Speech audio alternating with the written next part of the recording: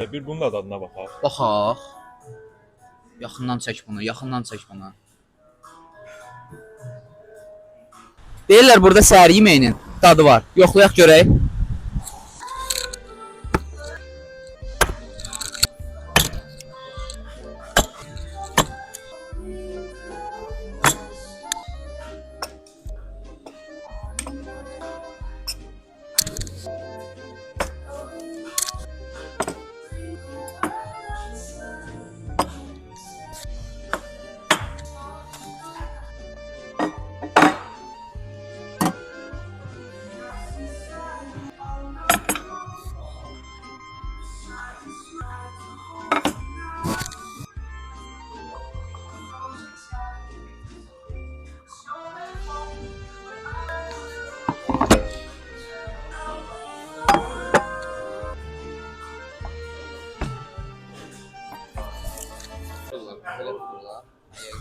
Deyirlər burada səhər yeməyinin dadı var. Dadına baxaq.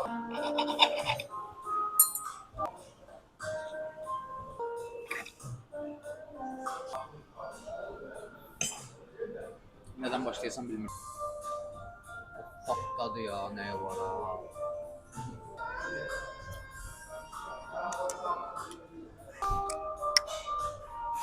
Doymadım bundan. Bu nədir bu? Sucuklu yumurta. Görək dadı var. Fəsəlli. Dadişko, varişko.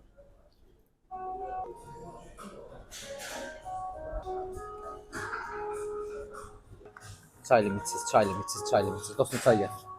Çay limitsiz. Əslində dostlar bilir ki, mən ən çox servisə baxıram, yeməyin dadına yox. Servis mükəmməl. Qaşıqlarıma kimi tərtəmizdir. Bax, buradan özüm görürəm. Nə gündəyim ama. Təbii şor.